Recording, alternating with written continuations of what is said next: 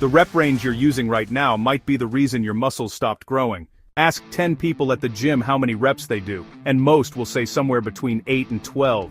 That's the classic hypertrophy range, and for decades it was treated as the only way to build muscle. But the science has moved on, and if you're still locked into one rep range, you're leaving a significant amount of muscle growth on the table.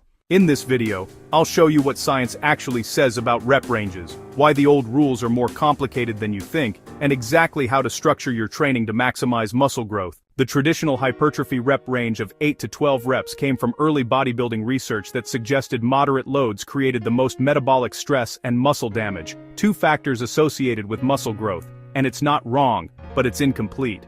For years, low reps, 1 to 5, were considered purely for strength, and high reps, 15 or more, were dismissed as endurance work with minimal muscle-building effect.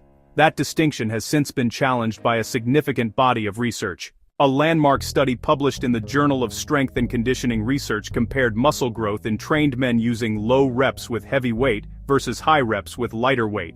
Both groups trained to failure. The result, comparable muscle growth across both conditions.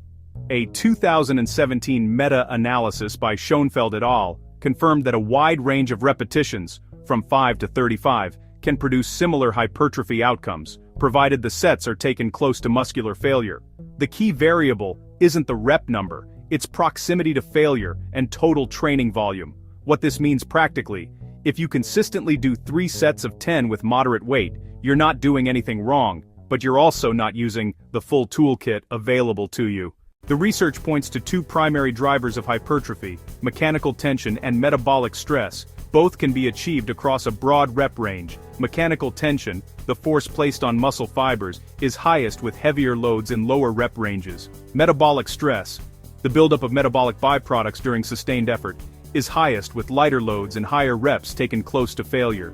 Your muscles don't count reps, they respond to the stimulus, and the stimulus can be created in multiple ways. The most effective approach for natural lifters who want to maximize muscle growth is to train across multiple rep ranges within the same program. Compound movements, squats, deadlifts, bench press, rows, respond well to lower rep ranges of 4 to 8, where heavier loads can be used safely. Isolation movements, curls, lateral raises, leg extensions, are well suited to higher rep ranges of 12 to 20, where metabolic stress can be maximized without excessive joint loading.